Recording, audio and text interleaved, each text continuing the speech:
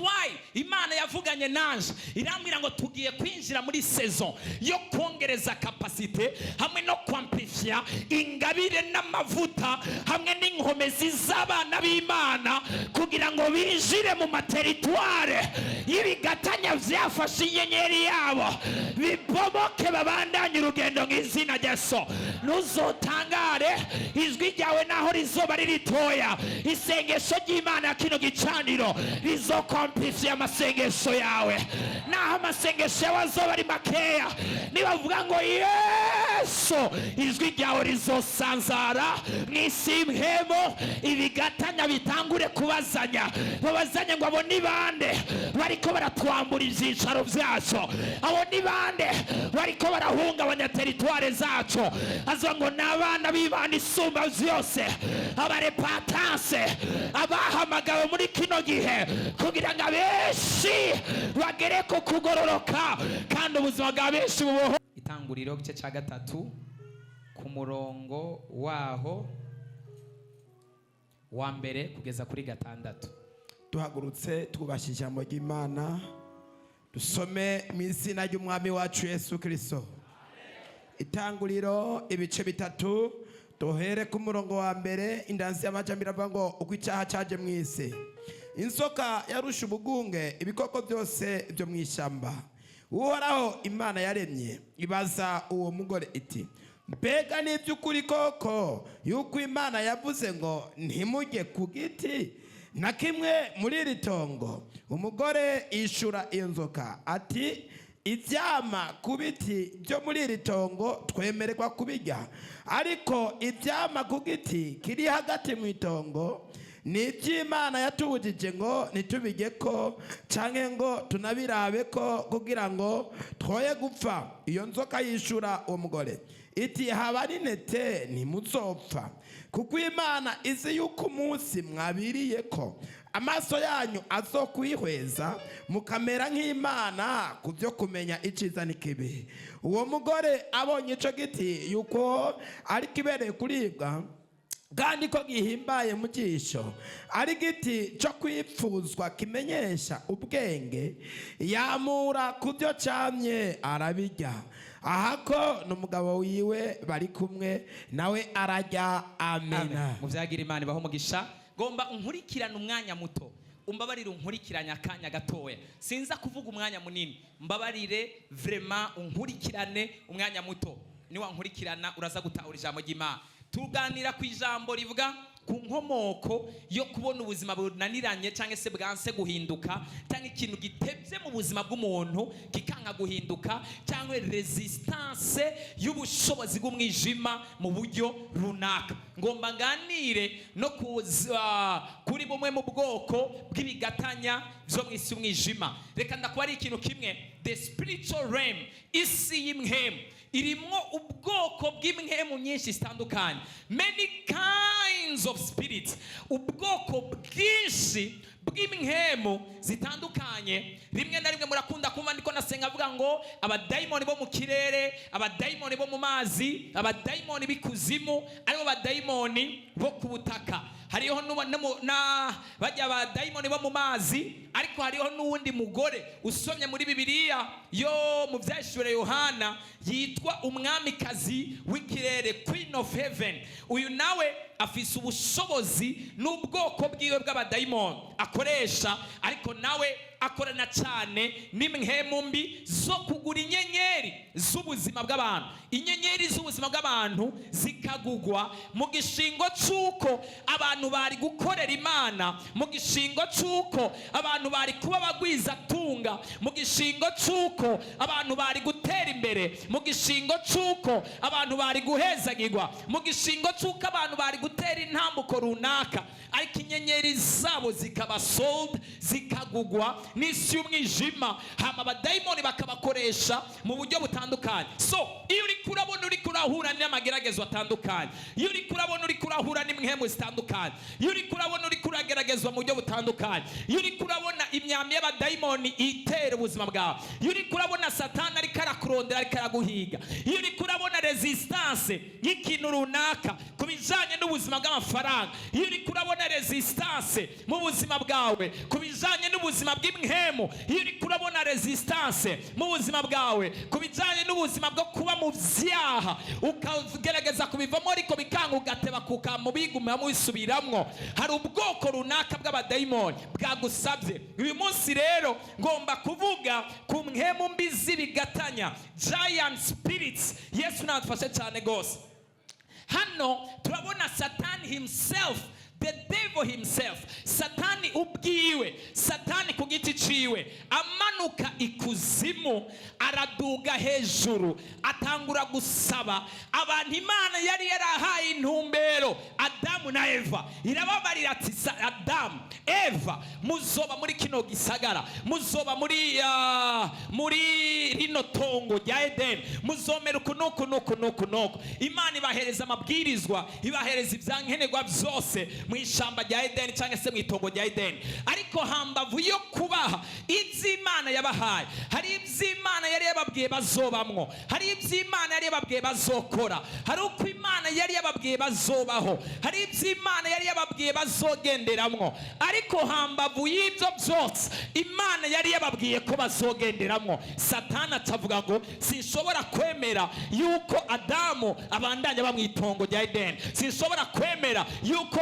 Eva abandanya bamwitongo rya Edeni. Atangura gusaba inyenyeri yiwe. Niwabona uhagaze neza mu muhamagaro wawe, ukumva abantu bariko baragukomera amashi, ukumva abantu bavuga ngo uyu muntu kabisa turakwemera, ukabona uri umuririmbyi, ukabona abantu bagukomera amashi, ukabona uri umudandaza, ukabona aho ugeze bagukurira inkofero, ukabona ufise amafaranga, aho ugeze bakubaha bakavuga nyakubahwa, ukabona uri umuntu aseruka, ukabona uri umuntu ufise ijambo uvuga rikijana, mu gihande kimwe uzuhagarara ushimira Imana, uvuge Imana ndagushimiye, ariko mu rundi ruhande uzojye uri magabo, uzojye uri maso, uhagarara uri maso, ube uri maso, ntuze wisajare cyangwa se ngo usamare kubera umuntu wese ageze kuri top cyangwa ku nyenyeri runaka. Isi y'umwijima itangura kumusaba. The spiritual realm will begin to ask your life.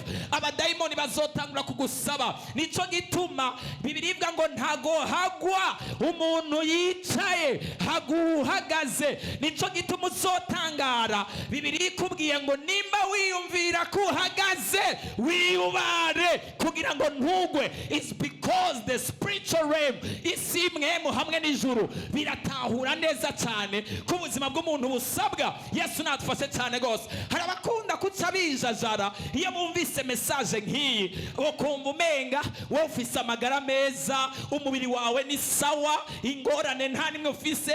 Aba bose bari hano babashinga intahe cyangwa se abo dusengera bashinga intahe n'izindi ntahe zose umaze kumva, hamwe n'abo umaze kubona bahuye n'ibyago n'ingorane n'ibibazo biteye ubwoba.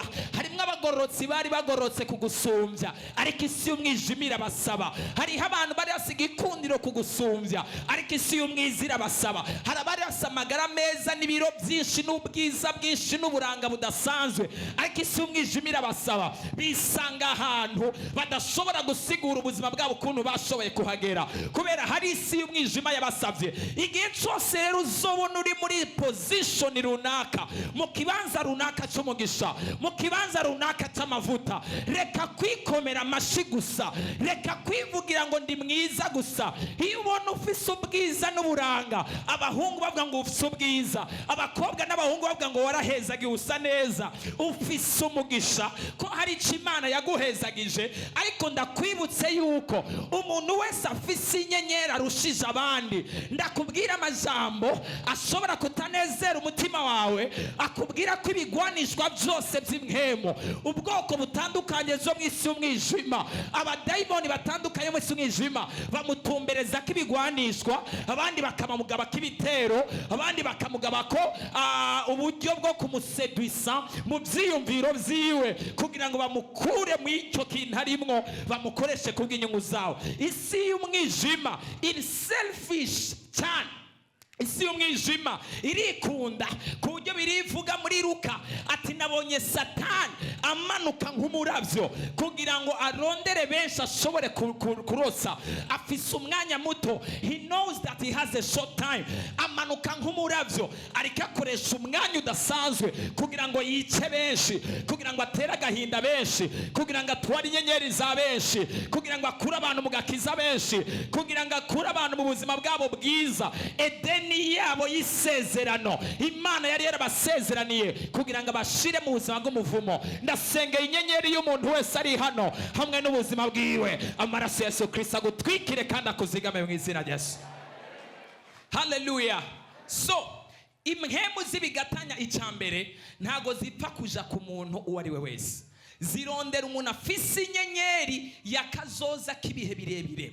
They find someone who has a star of long live of life. Imana tufase cyane gose, barondera umuntu afise kazoza k'ibihe birebire. Iyo babonye uzoba umudandaza ukazubaka amashure bakabona uzokora ibikomeye, isi y'umwijima itangura kukurondera. Iyo babonye uzoba umukozi w'Imana abenshi bagakira, abenshi bakabohoka, abenshi bagatabagwa. Nico gituma hari abantu bonye n'Imana ari biza yitabarira ikabazana mu gakiza hamwe no mu muhamagaro. Ukumavuga ngo jewe narankura umugira uteye ubwoba, jewe nari umunyabyaha biteye ubwoba, jewe nakora ibi nibi, ariko Imana ikavuga ngo no, Satani ntabwo ushobora gutwara ingabire kubera hariho benshi bazobaho kubw'iyi ngabire. Ndashima Imana ko yashize mu gitigiri cyabitemeye yuko batwagwa n'isi y'umwijima ikancungura kugira ngo ubuzima bw'abandi benshi baze babeho. Nawe ndagusengeye, nimba hari icyo Satani ariko arakunyaga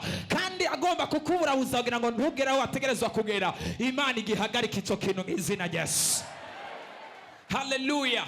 Dusomere muri Yobu igice cya mbere umurongo wa 6 gushika ku murongo w'9. Yesu natufashe cyane gose. Zino giant spirits, kubera ko Adamu na Eva, they were the whole generation for humankind. Adamu na Eva yari generation y'imyaka y'ubuzima bw'ikiremwa muntu cyose. Nico gituma Satani yabuze ngo I have to hunt this one.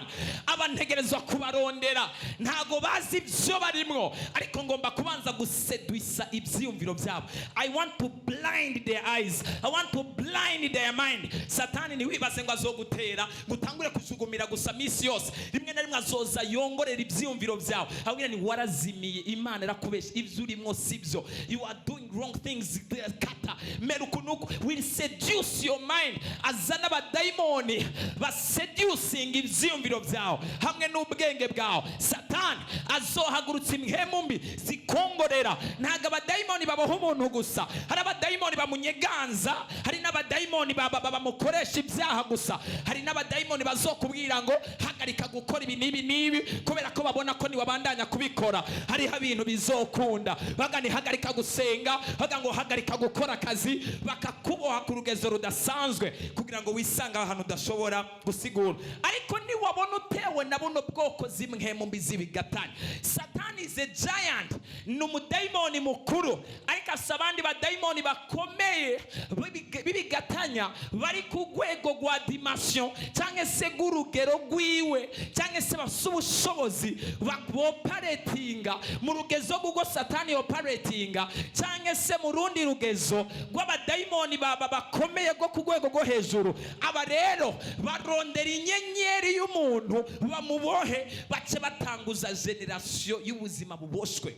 Nababwiye ejo bundi hari umuntu nasengeye nkimukorako abadayimoni nkimukora ku mutwe, yari umuntu w'umugabo ataravuga ngo ntago dushobora kumurekura, twaramuboshe kandi tumaze imyaka irenga 200 turi mu maraso y'umuryango w'iwabo, bazopfa bose bakenye, nta numwe w'iwabo azigeragira amafaranga. Demon is sitting in the bloodline umudayimoni yicaye mu maraso y'umuryango mu myaka 200. Hari n'ababa barenze iyo myaka, hariyo n'abandi baba bamaze igihe runaka, they are sitting there. Uwo n'umudayimoni w'ubukene, ashobora kuba n'umudayimoni w'ubusambanyi, ashobora kuba n'umudayimoni w'ishavu, ashobora kuba n'umudayimoni w'ingwara, ikigatanya c'ingwara. Ntago kiza kije konona ubuzima bw'umuntu umwe, kiza kije gufata umuntu hanyuma kigende ku wundi, kigende ku wundi. Imhemu yose yibwira ko isumbye inkomeza ubuzima bwawe yamaze kukumira, Imana ihagurutse ubushobozi bwa domination.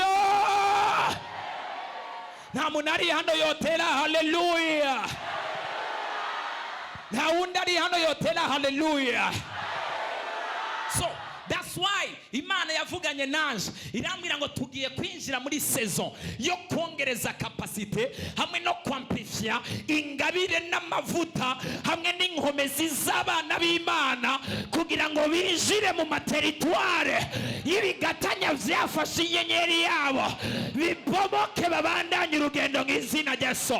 Ntuzotangare ijwi ryawe naho rizoba riritoya, isengesho ry'Imana kino gicaniro rizokomplifia amasengesho yawe.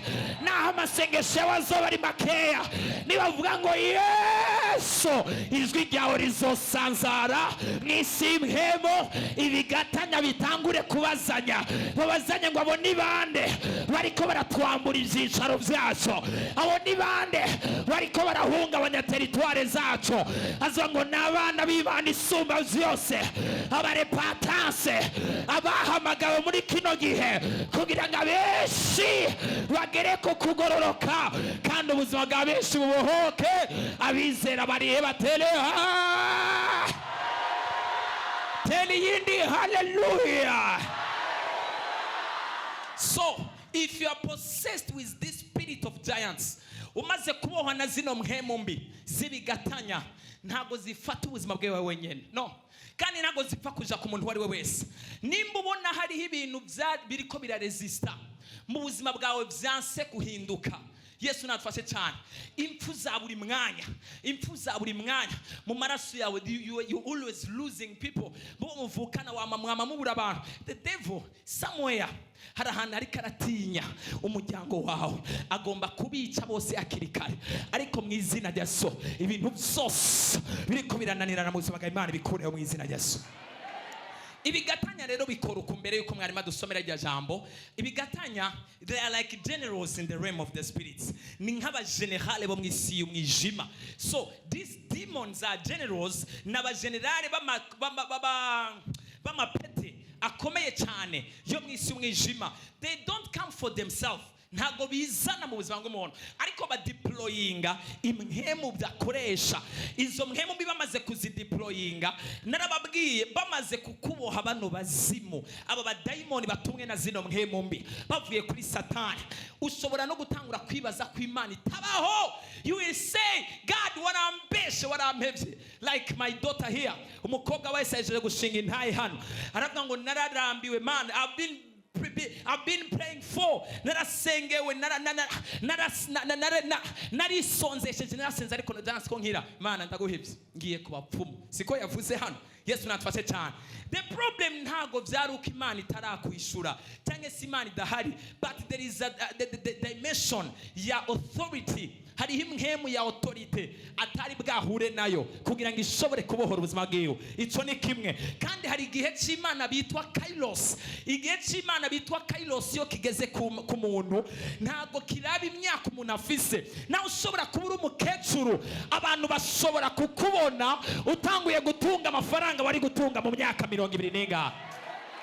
Abantu ntago baje gusenga, reka Mana yaje we. Muri nga canke mwamaze gutaha. Igihe cy'Imana iyo cyitwa Kairos kigeze kuzwa ngo umuntu, nigihe kitaraba imyaka, nigihe kitaraba inkomoko, umuntu ataciye no mu wa mbere, umuntu atazi no kuvuga igifaransa n'icyongereza, ashobora gutwara amavewiti, ashobora gutwara imiduga, ashobora kugera ku ntambuko. Umuntu yibagiwe, yatawe, umuntu yahebwe, wa wundi bitwa inkengerwa. Hari resistance z'ibigatanya biba vyaricaye ku buzima bwiwe, ariko ariko kairose igashika igahagurutsa ibigatanya kuza umuntu. Abisirayeli bamaze imyaka amajana hariya anye muri Egiputa, resistance yo kuba imbohe yarabayeho igihe kirekire, but the Lord remember them. Imana irabibuka icishiraho kairos. Rimwe mu ibanga ryo kunesha ibigatanya ni igihe c'Imana kiri unstoppable, kidashobora guhagarikwa n'ikintu na kimwe. Iyo kino gihe c'Imana kigeze ku muntu, abantu bashobora kukubwira ko wagiye kuzimu, abantu bashobora kuvuga ko ukoresha imiti. Nico gituma ntimuzotangare mwumvise hariya hanze hariya abafise ukwizera gukeya bazovuga ngo muri repentance ngo bakoresha imiti. Hari igihe c'Imana yashize kuri kino kere, igihe c'Imana gikiza ingwara zananiranye, ingwara zabaye akarondirondi, Imana ikazihagarika, abarushe bakaruhuka, na autorite y'ubwiza bw'Imana igakorera muri kino kibanza. So ibigatanya by'imiryango biratembagara muri periyode, ibigatanya byo mw'isi umwijima birakugwaho ng'izina. Imhemu z'ibigatanya n'imhemu za resistance. Yesu umwami waje, Imana dufashe cyane gose. Hallelujah, hallelujah. Imana dutabare cyane gose. Bamaze kurungika izo mpemu mbi bakorana rero, ziraza zikugara, zikagufatira hariya anya abantu bakakwibagira pi. None abo iwacu bafise amafaranga, bafise amakampuni, bafise amaduka, bafise ibinibi, birirwa baragenda isi. I'm suffering here, I'm suffering. Where is the love of my siblings? Urukundo rw'abavukanye banje bari he? They will forget you. Ukabatelefona ugani nibiki ushaka iki? Gombike reka kungora. Ariko abandi bariko barajya amamiliyoni 5, amamiliyoni 10, abo badafitanye sana, abo batazinanye, abo batababaranya, abo batasonzanya, batonsi bere rimwe. Avuze ngo ndakeneye naya cyamukubita, amubwishije umeze neza ni sawa. Ariko wewe umuhamagaye, because that spirit of giant yicaye ku buzima bwawe, in the name of Jesus, nimbuzi neza ko mu bana banyu aho muvukana atarukundo na collaboration no kunywana no gufashanya no kubabarana no kwiyumva namwo bihari. There is a giant sitting on your family. Hari mhemu mbi ikigatanya yicaye ku muryango wanyu, igomba guskataringa urukundo mu bana banyu, urukundo mu bo munda ya mama wao. In the name of Jesus, imiryango itarabana n'imiryango idakundana n'imiryango itazinanye kandi bafitanye isano, guhera uyu munsi iyo mhemu mbi turayitembagaza mw'izina.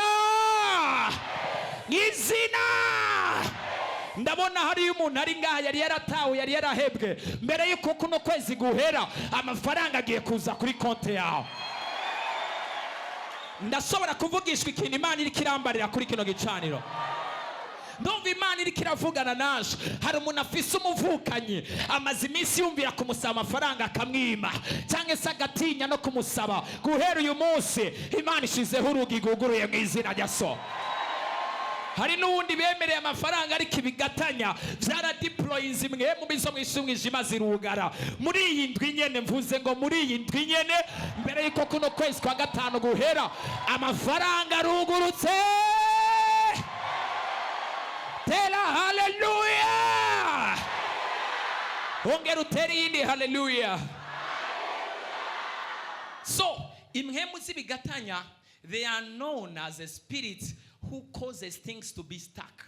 Ni mhemu mbi zizwi nko gutera kugira gute, gukwama. Ariko ico ni Kirundi not ibi niyo bavuze ngo ibintu vyakwamye biba vyagize gute, vyahagaze, vyananiranye, vyahagarariye ahantu. So izo mhemu mbi ni mhemu mbi zizwi nko guhagarika ibintu bikiyugara. Nimba uri kurabona any hardness y'ama procedure cyangwa ama processes ibyo uri kurakora, ukabona hari ibintu byiyugaye kugeza naho ubivamwo ukabiheba cyangwa ugatangura gucika intege, this spirit they are behind it. Zino mhemu ziri nyuma yavyo.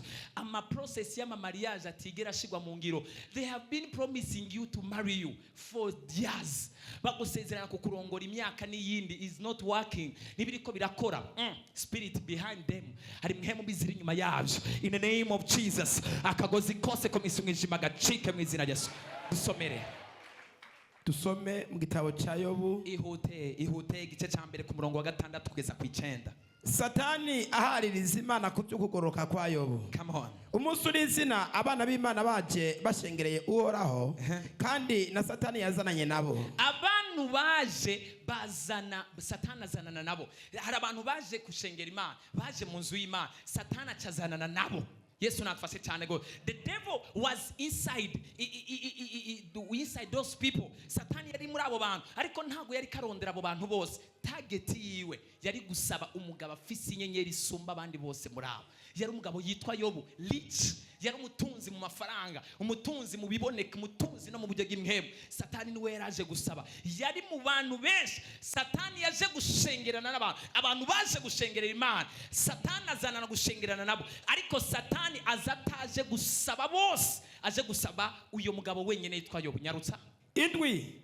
Uhoraho abaza Satani. Ego. Atuvuye hehe? Ego. Satani yishura Uhoraho. Ati mvuye gukwiragira mu isi no kuyigenderamwo. Uhoraho abaza Satani. Ati mbega wihweje umusazi wanje Yobu? Nariko ndayerera. Oh, there are some flying demons. Hari abadayimoni baguruka bayerera around. Ushobora guhura nabo siwe bateze umutego, siwe bariko bararondera, they just catch you. Bagaca bagufata, bagatangura kugusaba, bagatangura gusaba inyenyeri yawe.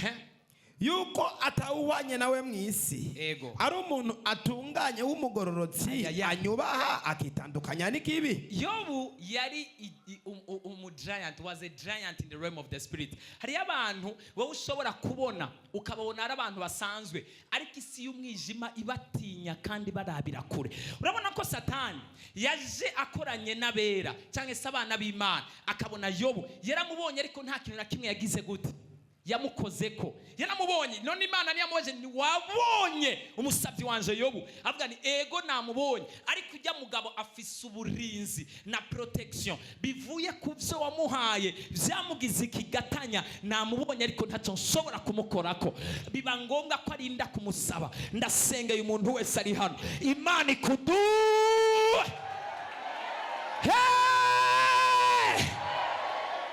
Yobu yari yaramenyekanye n'ikuzimu kari umutunzi, afise ubutunzi bw'ibifadika. Iyo ari umuntu hano Imana ishobora guhindura ikigatanya mu mafaranga, abantu bakakumenya, izina ryiwe rikamenyekana mu banyagihugu, izina ryiwe rikamenyekana ku isi, izina ryiwe rikamenyekana mu bantu, n'ikuzimu bikagerayo. Kandi ndabona hano hari abantu Imana igomba kudosa. Icyenda. Maze Satani yishura Uhoraho ati mbega ugira ngo Yobu yubahira Imana ubusa? Ntiwamuzitiriye uruzitiro rumukikije? Hari uruzitiro wamuhaye rumugira ikigatanya cyo kudapfa gukogwako. Bona inzu yiwe n'ibyo atunze byose. Yes. Wahezagiye igikogwa cy'amaboko yiwe. Warabihezagiye. Kandi itunga ryiwe ryagwiriye mu gihugu. Itunga ryiwe ryaragwiriye mu gihugu cyose. Atansi ibihugu byo muri ico gihe ntago cyari igihugu gitoya, byaba ari ibihugu binini ya cyane gose. Imana ifashe cyane. Itunga ryiwe warigwijije mu gihugu cyose. Hari itunga Imana ishobora kuguha rikakwagura aho ugiye hose ukavugangwa ukabikimenya bose. Sinzi ko ari abantu so kwizera kwibigatanya bari hano bifuza ko Imana ibaduza. Dutere haleluya. Aha. 11. Oya naho wogeza ngaho ntacu. Urabona iyo ibigatanya byaguteye, ariko uraza konsomera kuri 13 hepfo gatoya ngaho. Iyo imhemu y'ibigatanya yaguteye, ikintu cyambere udakwiye gukora, reka kugeranya ubuzima bwawe n'ubw'abandi babayemo. Hari umuntu ashobora gutegwa n'abadayimoni, ugatangura gushaka kuba in comfort zone. Abazimu baguteye, amageragezwa ni menshi, uragwaye, ushaka gusohoka nk'uko abandi bariko barasohoka, ushaka korosha ubuzima nk'uko abandi bariko barabworosha. You want to be, you are chosen, kandi nta ruhare wabigizemo. Isi umwijima yagusabye, abandi barara badasenze, nawe ugomba kurara udasenze, kubera ko abandi barara badasenze. Abandi bariyandarika bifata uko bashaka, nawe ugomba kwifata uko ushatse, kandi uri kurasabwa n'imhemu mbi. Yobu yaramenye ko yarasabwe muri abo bantu bose bari baje gushengerera Imana. Satani ashengerana nabo. Satani yahisemo gusaba Yobu, bwira mwizo ati wewe uri wewe, nta nawe usanira n'undi muntu wari wese. Live your life, baho ubuzima bwawe, reka gushaka kubaho ubuzima bw'abandi. bimubwire atereka gushaka kubaho ubuzima nk'ubw'abandi. Yesu natufashe cyane mu bintu byancalenjinze ntanguye gukorera Imana. Yesu natufashe cyane gose. Nari umwete n'umuhate. I had fire and energy was boiling in me. Umuriro n'ubushobozi buri ko buratogota muri jewe. Ariko nkata abakozi b'Imana bamwe na bamwe nkabaraba nkabona just take things easy. Ibintu byose nkabona baravyorosha bwarako. Kweri kintu ko ndakabya. Why am I exaggerating? Kweri kinanje ntoshobora korosha ibintu. Haje namugane okay, I will make it easy. Nanje nzokorosha ibintu. Ariko inyuma y'iminsi nkabona ntanguye kwibura. I begin to lose myself. Nkatangura nkabona siniko nditora. Nkumva hari umuhamagara uri kurampamagara ariko nkashaka kumera nkanaka. I want to be like someone. Wa undi nawe ayifatira ibintu bisanzwe. Umwe wewe nari nzi ko ari umuntu asenga cyane. Ariko umunsi dufata program yo gusenga. When we were praying, ndasenga tukagenda nkabona ariko arasenga. Uri mwiza, uri mwiza. Oh, ya. Re. Umunsi wose uhera ari muri ya. Re. Ndagukunda Yesu. Ndakumva Yesu. This is not my life. Unhaga aribwo buzima bw'iwanje bwo kuza imbere y'Imana. Instead of fighting no guhangana n'ubushobozi bw'umwijima, nkaraba ibiri ko biraza, nkaraba nibigiye kuba, nkagira n'amayereko yo hejuru. Ndavuga ngo choose this life in the name of Jesus. So I choose. Nahisemwo kuba jewe. I am myself. I live the version of my life. Mbaho mu buzima bwanje. So wemere kuba motivated n'umuntu ariko ntiwemere kubaho nk'uko umuntu runaka abayeho. Reka ndabisubiremwo. Umuntu ashobora kugutera intege akakwankuraja ariko reka kugerageza kuba nkawe. So niwagerageza kuba nkawe uzotakara. You will lose your version. Yesu natufashe cyane gose. Hallelujah. Yesu nadutabare cyane. Dusomere hahandi. Dusome ku 13. Ego. Satani agerageresha Yobu kumara ivyiwe. Maze umusuri izina abahungu n'abakobwa ba Yobu bariko barasangira banywera vino mu nzu ya mukuru wabo. Haza mbere imbitsi. yo kubandanya reka ndakubarire ibigatanya iyo umaze kuduga mu buryo bw'impemu. Ntagaraka daimon akariko kose kaza gasimba pa ngo gace kagushira hasi. Ntagara umurozi wese yumvira kukwica ngo pa acha gushira hasi. You have self defense. Bufise defenseur, bufise protection, bufise uburinzi buteye ubwoba. Hari abadaimoni badashobora kukumanipira uko bashaka. Nico gituma umuntu akuze mu kwizera cyangwa Imana imaze kumuduza rwego hejuru ashobora kubona ibintu akayifata ibisanzwe. Mugabo ugasanga uwundi Mana yaje kubera iki wemeye ko biba. Yes. Ariko uwundi is like, we thank you Lord for everything is your will. Turagushimiye byose ko ari ubugombe bwawe. Kandi naho byogorana nta na kimwe kizonkura mu bugombe bwawe. I'm here. Narashwe umwami, the devil is shooting you like never before. Uwundi ari mu cyumba. Oh, yes. Ndaguwebye, ndakuvuyeko. Kubera iki? Ariko uwundi nawe iza. Kubera kuri kuramera uko. We ntavyuzisha kandi reka kundenganya. Reka genda icara umwana mu nkemo. Uwo maze iminsi usenga. Reka ntahura.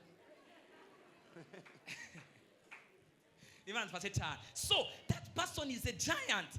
Ni nk'urugezo rw'umwana mutoya. Ngo uyu anye ngo hano.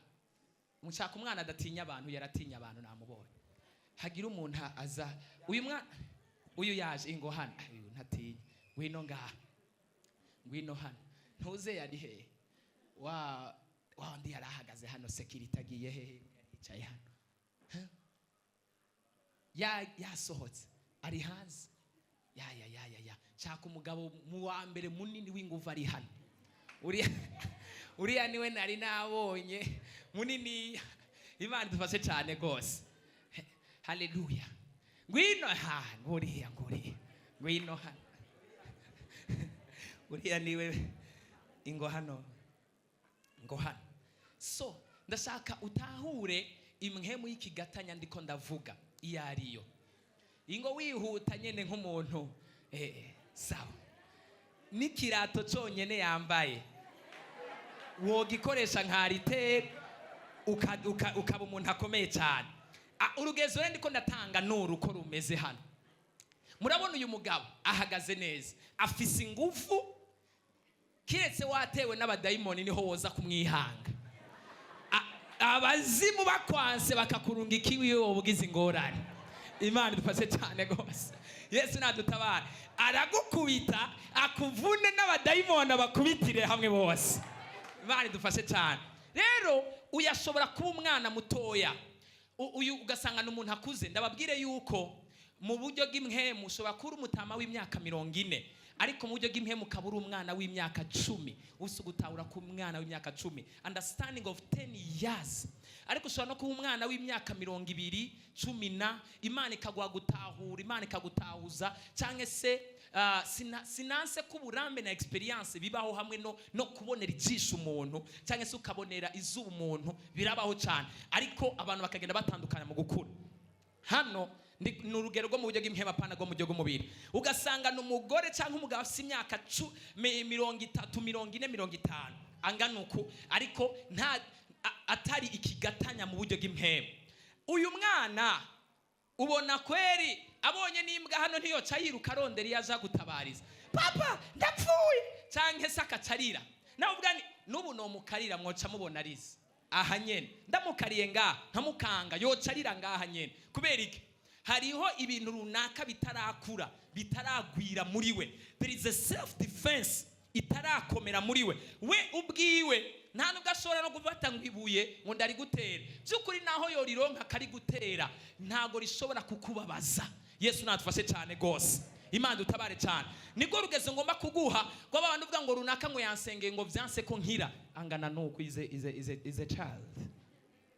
No say uyu mwana naho yo guhuhira hano wahiye, basi naho atogira ingora utokumva n'akayaga, hari n'agahengwe wo kumva kwera, nimhemu ziwe zonyene ntizikwiye. Nico gituma umuntu ashobora kugusengera wowe ukabona umenga arasenga arasoma Bibiliya, ariko mu buryo bw'imhemu n'umwana is a young, n'umwana muto yanga nuko. Yesu natufashe cyane. Ariko ushobora kubona wundi mugabo muto nka jewe. Yesu natufashe cyane. Muto kuva umuntu umwe yarambwiye ati ngo kuva ndakubona nturavyibuha nturonda, ngo nakubonye uko nyene n'ubu niko kimeze. Yesu natufashe cyane. Hallelujah. Ugasanga nimereye nk'uyu mugabo mubona ngaha. Wabona renda gukoze ko rimwe nk'aba mukobwa wa Yesu yavuze ngo namukoze ko rimwe. Ari umuntu umwe yari afise ingufu nyinshi cyane, anagufasha ukari karagutera inkuru waca wumva ukuboko kose agusenyuye akunyeganye. Ku buryo twaranka ko adukorako, agukoze ko naho ataba agomba kukubabaza waca wumva kubabaje, kubera yaterura ibyuma byinshi, amagufa yiwe akomeye. Hoho kwa kundi umuntu amuramutsa nk'uko wumva intoke nono hazisenyaguye zose. Hamwe zuragabanya ibiguvu, zurakoresha ibiguvu bike bike. Imana ifashe cyane. Yaramaze kugwira, yarungutse. So hano mu buryo bw'imhemu uyu mwana ni mutoya, ariko uyu mugabo angana uku uje kumwihanga ungana nka jewe ungana, arashobora kukugwanya, arashobora kugutera ikintu, arashobora kukuvuna, arashobora kugukorera igishoboka cyose kugira ngo ashobore kwitabara. Yesu natufashe cyane. Agakoresha defenseur yariyo yose. Rero imhemu zibigatanya z'ibyo ndiko ndavuga, utegerezwa kuva ku rugezo rwo gukorera mu buryo bw'imhemu mu bwana nk'uku ukagera ku rugezo rwo guhagarara ku rugezo rwiza nk'uru. Kandi hariho abadayimoni batazokwigera bagushobora ngo bagushire hasi mu gihe ugera ku rugezo nkuru. Mugabe igihe uri kuri rugezo gogo bavuga ni uriya n'uwi wacu, that is ours. Reka tureke no kumugerageza, n'umwanya n'isaha n'isegonda gusa bikenewe. Tugize uko azoba apfuye. Naravuga ngo yafashwe n'umutima ngo arahema acarapfa. Yeah, it was like this. Nta mwana w'Imana ashobora gupfa urupfu nk'ubwo like that. Avuye mu mubiri ijuru riba ryabiteguye, abatashe, abagiye mu ijuru, abatasha, abahejeje igikorwa ciwe. Mu izina rya Yesu ntago uzova mu biri imbere y'igihe cyawe mu izina rya Yesu. Imana iguha umugisha, Yesu aguhezagire cyane. Yesu natufashe cyane gose. Hallelujah. Imana dutabare cyane. So Yobu yari afise imwemu yo gukomera n'ubutunzi, yari ikigatanya mu butunzi. Vyasaba ko nawe ategwa n'imwemu y'ikigatanya mu butunzi bwo mu buryo bw'umwijima nyene. Nico gituma abadayimoni aribo bamusavye, iyo Satani ariyo yamuteye. Tugomba gufata umwanya wo gusenga. Banza ndabire kuri Yobu igice c'indwi ku murongo waho wa 3 kugeza ku 9. Mukanya ngomba gufata umwanya wo gusenga. Dusome mu izina ry'umwami wacu Yesu Kristo. Yobu 7:3. Niko nahawe umugabane w'amezi w'umwunamo, kandi nashingiwe amajoro y'umuruho. Hano Yobu yari yamaze gusabwa kera, ariko ndakunda Yobu yari umutunzi, yari kigatanya mu kwizera. Turakeneye abagabo b'ibigatanya mu kwizera. Imiyaga iza bakaguma bahagaze mu kwizera, amajambo akagwira ari menshi bakaguma bahagaze kuri Kristo Yesu, abantu bakabavako bakaguma bahagaze kuri Kristo Yesu. Amageragezwa karasa, imyami ya Satani kagwira, bakavuga ngo navuye mu nda ya mama atanumwe tuzananye, nzosubira no mu nda y'isi atanumwe tujanye. Turakeneye abagabo b'ibigatanya mu kwizera. Nta dayimona isanzwe yari gusaba Yobu ngo imushobore, kubera yuko yari umugabo akomeye, umugabo abora umubiri ukamuborera akagahura n'ibibazo, akavuga ngo navuye mu nda mama atatomse nzosubira mu nda y'isi. Akagumana kwizera, akaguma akunda Imana, avuga ngo nzoguma kuri Kristo Yesu. Yari afise ukwizera. Ico gituma vyasaba ko Satani ikigatanya gikuru arico kimwisabira ku rugizo rwacu. Yesu natwase cyane. Ariko nawe ko yako basanze afise ukwizera gukomeye ku rugezo rwo hejuru, baramugerageje, abadayimoni baramusaba agumana ukwizera, baramurondera agumana ukwizera. Ndasengeye umuntu wese ari hano, birashoboka kuri kuraca mu muriro w'ingwara, wizera Imana ntibigukure ku gakiza. Bandanya urugendo, iraje ibigenze neza, iraje kukubohora, iraje kugutabara. Imana yabwiye Satani atugerageza ibindi byose, ariko umutima we kirazira. Naho wogeragezwa ntiwemera agakiza kawe ko Satani agatwara, naho wogeragezwa ntiwemere kugurisha ingabire yawe. Imana mu ijuru ikuzuza uburinzi. Tera haleluya. Turakeneye abantu b'ibigatanya mu kwizera. Apana akantu gatoya ukacurira ngo ndapfuye ngo ndagose ngo biraheze. Apana umuntu kugutuka ngo narakijijwe, ngo none mani y'umuntu akijwe babandanya bamutuka, ngo naramenye Yesu, ngo none mageragezwa mbona yaje. Naramenye Kristo. Hari bigatanya byagusabye, kandi utegerezwa kwifatanya na Yesu, kandi no kugera ku rugezo rwo guhinduka igatangira ngo domine kandi utsinde izo mwemu mbi. Bibiliya ivuga ngo kuko yageragejwe cyane kandi bihebuje, akabazi ku kigeragezo abasha no gutabara abageragezwa bose. Umuntu wese ariko arageragezwa n'isi umwijima, ibyananiranye n'ibyagufashe, Imana ikurungikira ubutabazi bwihuse kubohora nk'izina rya Yesu. Dusomere bandanya ugeze ku 9 mu bantu. Ngeze kuri 4. Iyo njyamye ndavuga ntibuca ryari ngo mbyuke. Imisonga n'uburibwe ndara ndakaragurika bukarinda buca. Ndagowe ndagwaye. Umubiri wanje utwikiriwe n'inyo. Yobu araremvye, umubiri wuzuye inyo. Utaramye ko ivyomeke by'umukungugu.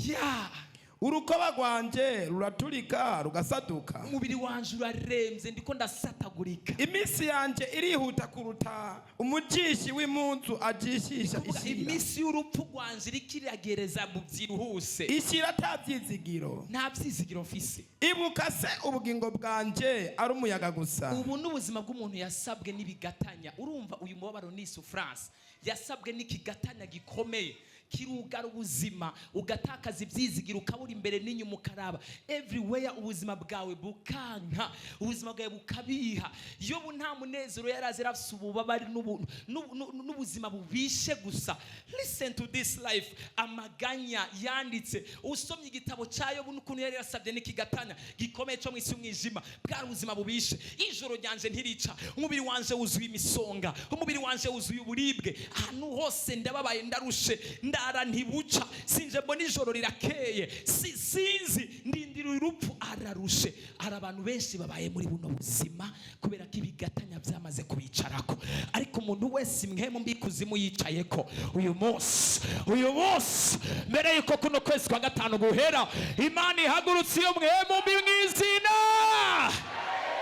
ahangira nangize ijisho ryanje ntirigisubira kubona ibyiza undi. Yego. Ijisho ry'uwambona ntirigisubira kundaba. nta n'umuntu akimbona, baribagiwe barakwibagiye, abakubona ntibakikubona. Ibigatanya byaragusabye. Yobu yarasabwe. Amaso yanje uzoyanshirako ariko nzoba nakiriho. Ariko mana none uzontabara ryari? N'umuntu umwe ariko aravuga aya majambo hano mu mutima.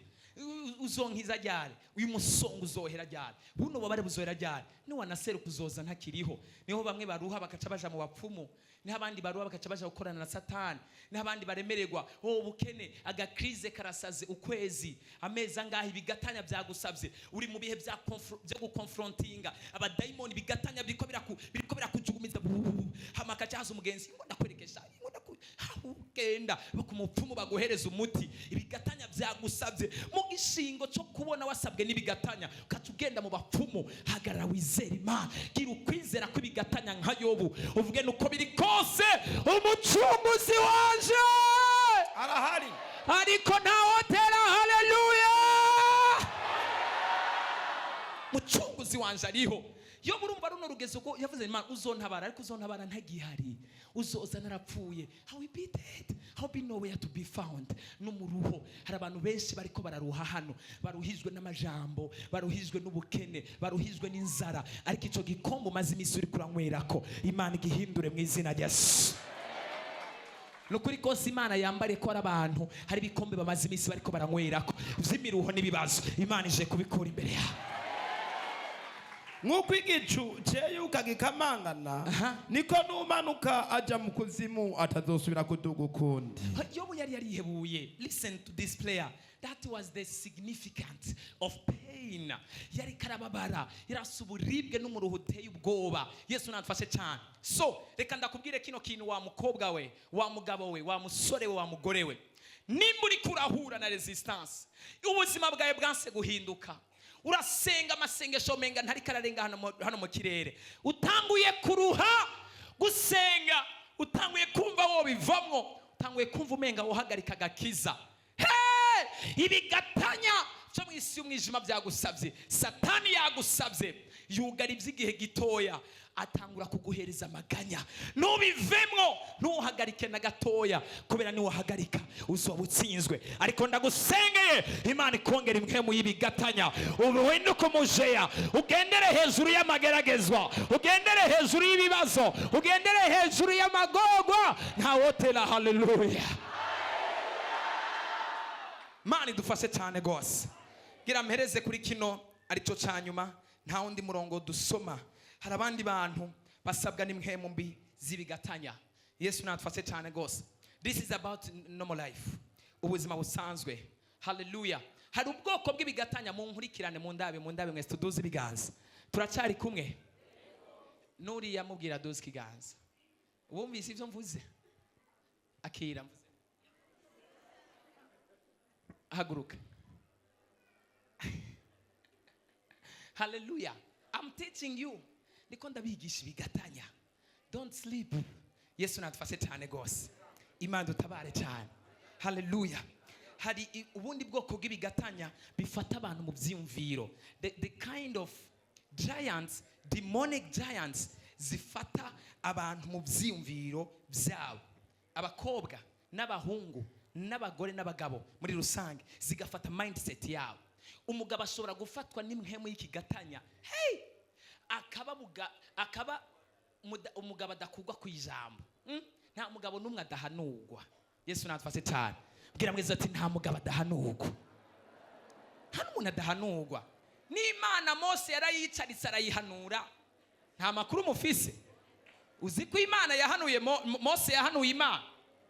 Munsi umwe Abisirayeli barayibabaza, yarabatabaye bakuye muri Egiputa. Mose amanutse asanga bariko barasenga impene, basenga n'intama. Ariko Abisirayeli uributse yabahaye amazi mu bugaragu, yabahaye inyama murajya mu bugaragu, yabajabutse ikiyaga gitukura. Muri bagiye uyu mwanya Imana iravuga ngira ndabarandure bose, ndabamaze uyu mwanya nyene. Mose avuga Mana rindi. Haleluya! Hari abantu bashobora kuvugana n'Imana, n'ishavu ry'Imana rigahwama, Imana iguhindurishe iyo mujyaga imwemuwe. Yesu natufashe cyane gose. Havuga ni Imana si wowe wavuze yuko ubakuye muri Egiputa uzobageza i Kanani. Erega abanyegiputa nibumva ko wabiciye mu bugaragwa bazovuga ngo ya Mana yarababeshe yarigiye kubicira mu bugaragwa. Imana bwana Mose uvuze ngo iki? Ni wabica bazovuga ko uri umwicanyi wababeshe.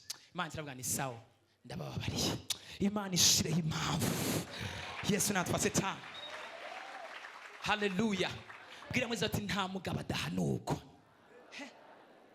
Ugasanga umugabo yaratewe n'impemu y'ikigatanya ntahanurwa. Umugore avuze akantu acafatira hejuru kubita abana irukana umugore. Yesu natufashe cyane gose.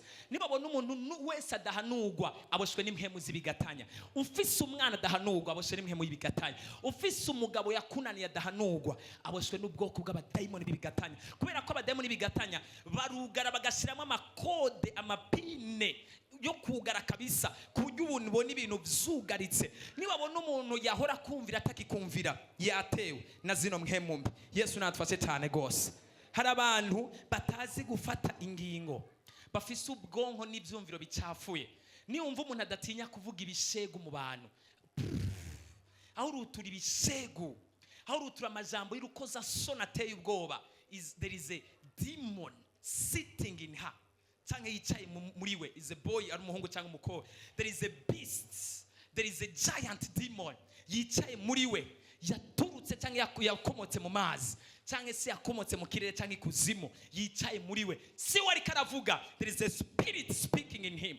Hari mwemi iriko iravugira muri we. Yumvise ibishegu byose, amajambo ko ateza ibyaha abandi, amajambo. These people, they are praying pornography. Nta muntu ashobora gukina bijya bintu afise ubwenge bukwiye. There is a giant demons. Hari abadayimoni baboha ubwenge n'ibyumviro bakumisha ubwenge bwabo bagatera gukomana umuntu akaba nk'umuntu atabayeho, kamengana umuntu yapfuye kera kandi ahagaze. Ibimujemo byose aravuga, ibimujemo byose arahuruduka. That mind imhemu mbi zibigatanya. Uyo muntu uzomwirinde, ni wagumana nawe ugatebana nawe azokwanduza. Yesu natufashe cyane gose.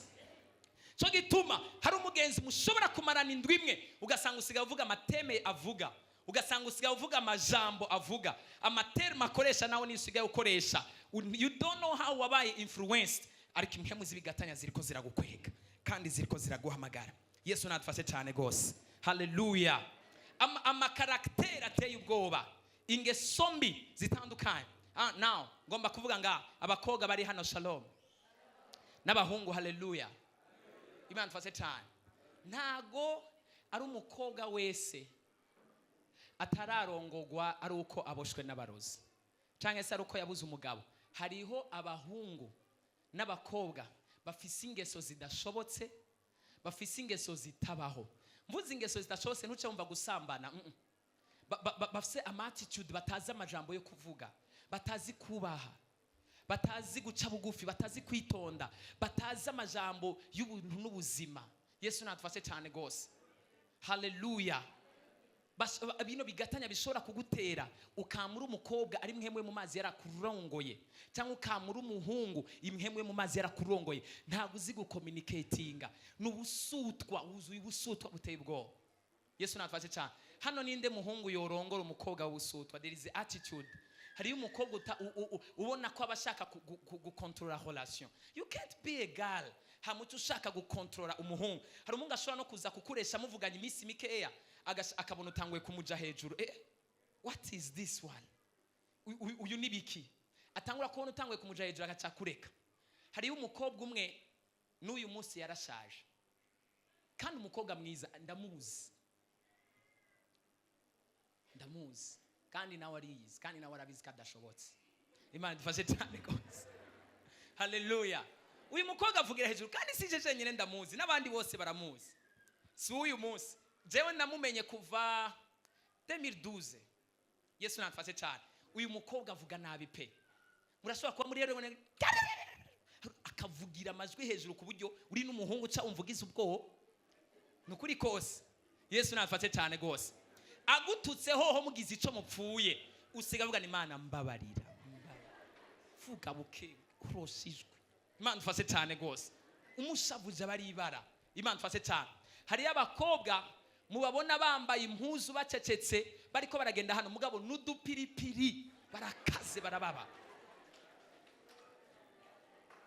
Yesu natufase cyane gose. They don't know how to act. Nigute ushaka ko umukobwa hama ngo ntuce bugufi ngo bakurongore cyangwa se ngo bakureshe, uce bugufi worohe. Imana tufase cyane gose. Hallelujah. Waraboshwe n'abadayimoni. Hari abakobwa benshi bazoguma baza gusenga, Mana mpumugabo, Mana mpumugabo, Mana mpumugabo, nturongogwe utazi ko ari ingeso yawe ukwiriye guhindura. Hindura karaktere, hindura ukuvuga, hindura ukukora, hindura ukugenda. Urabe ko abantu badatangura kukuvugisha. Just change. Nimba hari umukobwa ari hano, guhera uyu munsi uze ni wataha muhira, uze kwisuzuma. Wishire ku munzani, mvuga gute? Abantu bambona gute? Abantu banyumvira gute? How people are seeing me. Kubera yuko reka ndakubarira ikintu kimwe. Hari abantu bama bata umwikomo ku bandi. Eske nimba abantu bama bakujudginga misi yose, warafashe umwanya wo kwicara wisuzume wirabe neza ko atari we uri kibazo. Kweki wo kwamubona ko abantu aribo bakwanga bakugwanya bonyene. Uramaze kwicara ngo wirabe mu kiyo, urabe mu kiyo cy'ubuzima bw'iwawe. Vuga eske jewe nta hantu noba nshavura cyane kwe. Nta hantu noba nivumbura gose. Muravuganye n'umuhungu ndaguhebye wamaririke ihangane. Uzi kwihangana wewe. Ihangane. Be patient. Yesu natufase cyane gose. Aba ex ufise niba harurika kwera ko nta kwihangana ugira. Ninde yakubwiye ko hano mwisi turi mu ijuru? Amageragezwa arahari n'abatubanjirije barayaciyemwo na Yesu yarageragejwe kandi tuzopfa tuyasiga amageragezwa azokwama. Ushaka kuba mu buzima butafite amageragezwa, abadayimoni rero baragutera bagatera ubwenge bwawe n'ivyumviro vyawe. Wagerageza ngo je nukumeze nje sinkunda abantu. I'm like this. Ivyo nibiki? Uzoguma umeze uko kandi uzopfa ufise ibibazo wiyumvira. Ibigatanya byaricaye mu vyumviro vyawe. Iyo umuntu abaye mu buzima bw'ubumana, when you live godly life, even your character, imvugo yawe ipresenta presence y'ubumana. Imigendere yawe ipresenta presence y'Imana. Yesu natufashe cyane gose. Hallelujah. Imana dutabare cyane. Uri umuhungu ntutinya kubaza umutima w'umukobwa. You just hurt anyhow. Kandi ukabikora ubishaka nibigirankana. May God have mercy on you. Yesu natufase cyane. Hari abahungu baboshwe n'impemu z'ibigatanya, umenga ntibazi ico bashaka. Bagenda baresha abakobwa bose babonye. Nimba uri umuhungu uri ngaho gumuresharesha abakobwa, uresharesha abakobwa, uva ku wundi uja ku wundi, uva ku wundi uja ku wundi, uva ku wundi uja ku wundi, uraboshwe n'abadayimoni bikuzimu. You are tied with demons. Yesu natufase cyane. The devil is using you. Satana ariko gukoresha mu gukomeretsa no gutsitaza imitima y'abantu no gukura abantu kugakiza. Yesu nadutabare cyane gose. Hallelujah. Sabo bonyene hariho n'abagabo baboshwe n'abazimu benshi. Abagabo bagenda babwira abakobwa kara basore kandi bafise abana n'abagore batagira uko bangana. Man dufashe cyane gose. Hallelujah. Uri umugabo ni wambare nk'abagabo ibintu by'amabutura n'ibintu by'inuzeya no kubesha abana babandi ambara alliance. Umugabo wese ari hano, put on your alliance. Put on. Stop confusing people. Imana fashe cyane gose. Hallelujah. Hallelujah. Abakobwa barakugaya baragusuzugura. Nimbuzi kugenda urasi kugenda uriya mukobwa mwaravuganye, abakobwa baraganira rero. Iyo bicaranye bavuganye nawe yarakubwiye ntaco kibacyari. Uriya ntazi byari ngo nawe yarakubwiye ngo hi. Man dufashe cyane gose. You can't be a man. Ntagushobora kuba umugabo. Reka ndakubarira kimwe mu bimenyetso kikwereka kuboshwe n'impemu y'ibigatanya ni kudashobora gukontrola appetite y'ikintu ushaka. Whenever you can't control your appetites. Yesu natufashe cyane. Ndababwira ikintu kimwe. Iki ntago nari kukivuga n'icari muri gahunda reka ndakivuge. Umunsi uzovyuka mu gitondo, ukavyuka mu gitondo ukumva urabyutse n'uwundi munsi n'indwi ya kabiri n'iya gatatu n'iya kane n'iya gatanu n'iya gatandatu ukumva ufise amapeti udashobora gukontorora ukumva woga umurondera abakobwa badaharuritse cyangwa abagabo badaharuritse wamaze gutegwa n'impemu y'ibigatanya. A man who is being attacked whenever you can't control your appetites biraguteza ingorane ikomeye cyane. Turabona umugabo yitwa Amunoni yarahuye n'ikibazo kwera kudakontorora apeti yiwe. Turabona umugabo yitwa this one Yesau ujya bavukana na Yakobo yaratakaje ubutunzi bukomeye kubera uduharage afise inzara. I'm hungry. You can't control your hunger. Ndashaka kuri tuno duharage aratakaza ubusamuragwa aratakaza ibintu byose. Bwira muzi wati menya gukontorora ubushake bw'ico umutima ushaka. Abadayimoni bose batuma wumvise wohuruduko cuvuga wumvise ufashwe n'ishavu nimba uri umuntu udashobora gukontorora ishavu ryawe you are under demonic possession. Uraboshwe n'abadayimoni batagira uko bangana. Yesu natfashe cyane gose. Hallelujah. Hari abagabo benshi baboshwe n'impemu z'ibigatanya. Imana idufashe cyane gose. Ugasanga yarabesha umukobwa abakobwa nabo muri misi yumvise ngo bagiye kumurongora mana yanje aca muhereza amazi n'amatara byose akamugururira. Imana idufashe cyane gose. Hallelujah. Were uyu munsi mubakupira amazi n'amatara abari ko barabahenda mu izina ya Hallelujah. Aya abagabo n'abasore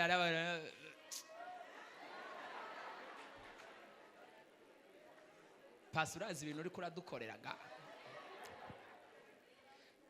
nimba hari gahunda mwana ufitanye turayononye mu izina rya Yesu. We cancel that. Imana ifashe cyane gose. You can't keep on living in darkness life. Ntabwo ushobora kuguma uba mu buzima bukontororwa n'ibyo bigatanya. They are controlling your address. They are controlling your life. Yes, adufashe cyane gose. Hallelujah. Abagabo dutere hallelujah. Abagabo muri centre ville ntabwo bazopfa kukwemerera ko ari abagabo. Murashobora no kuganira iminsi myinshi atarakubwira ko ari umugabo akagenda fise abana ruguru my friend. Ufise umugore hariya ufise n'uwundi hariya mu nzu. Take care of your children. Fata neza abana bawe. Umukobwa ariko araturitsa amaragu amajare amatako ibice by'inkoko ariko arabimena za jardin kiriri garden hariya anye na mu yandi ma restaurant muhira abana bariko bagisosi y'intore. What is that? Abadayimoni bigatanya baricaye mu byiyumviro byawe. They are possessing your mind. Hallelujah. Umukobwa wese ariko arajya amafaranga wa mugore we wategerezwa kujya guhera uyu munsi ayo mafaranga turayugaye mu izina rya Yesu agutumbe.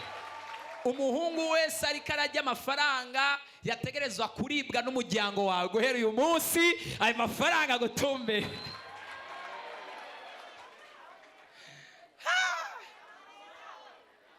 Hano usanga hari umugabo afise abakobwa babiri arihira amazu ataha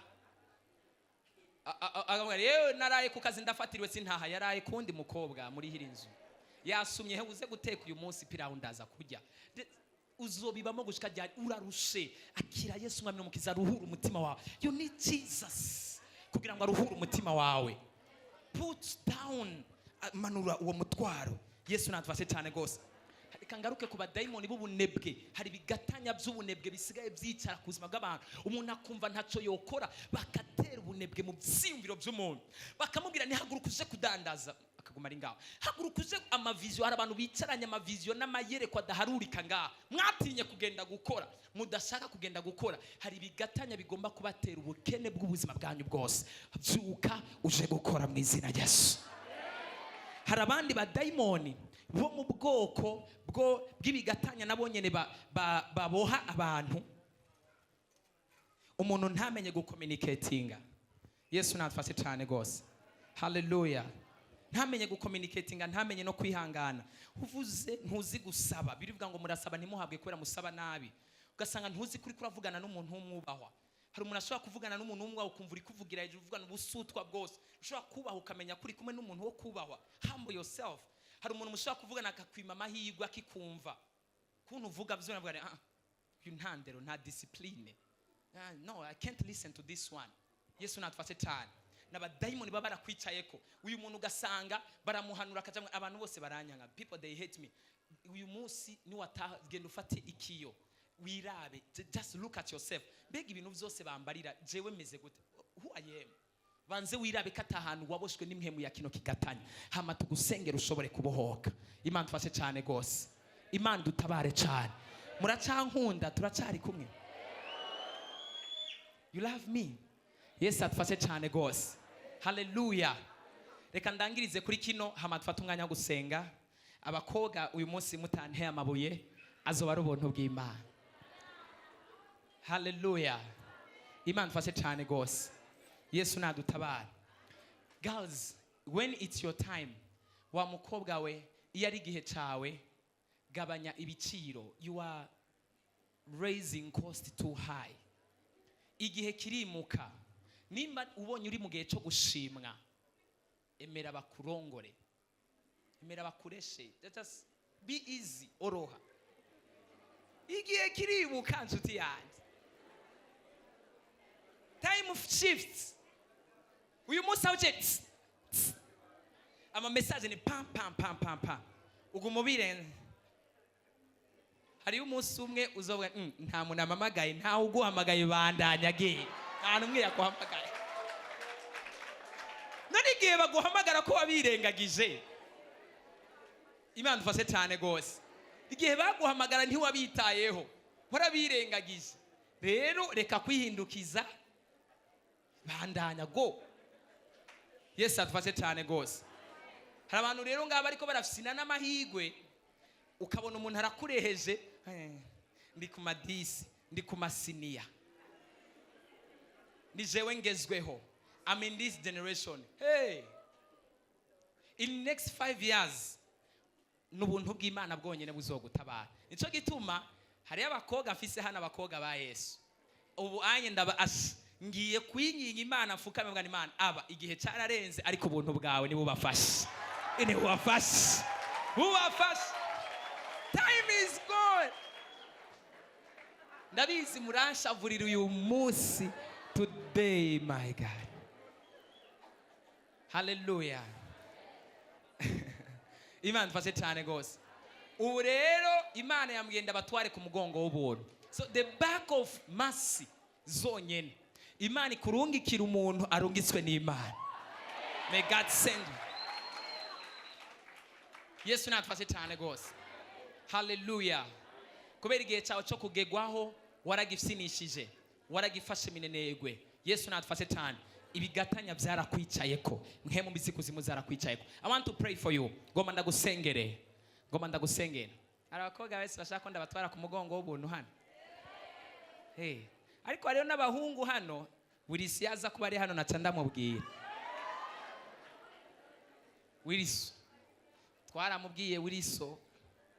Wewe tuzogukorera mariage tuguhe n'inkwano byose mugabo. Sega ko tumujana ku mugongo w'ubuntu. Imana dufashe cyane gose. Hallelujah. Rero bakoga ba Yesu ntimurindire ko tuzorinda kubajana ku mugongo w'ubuntu. When it's your time is your time. Mugihe cyawe cyo gukayangana. Uri mugihe cyo gusa neza, look nice. Hari igihe ntuze ya bayitangwa ikijya. Hari igihe fondote itazofata. Ni wayigira hazoca hagira iminkanyari nkuko it will not. Hari igihe ni wasiga bya bintu byo kumunwa iminwa izoca yegerana kubera ko bidashobora kujako. Rero nimba bigikunda koresha ico gihe, gikoreshe neza, use that time.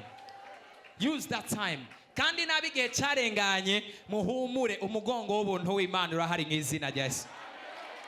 Nta numwe natunze urutoki hano kiretse Wiliso wenyene n'inshuti yanje arabizi. Wiliso ntangora. Yesu natufashe cyane. Hallelujah. Hallelujah.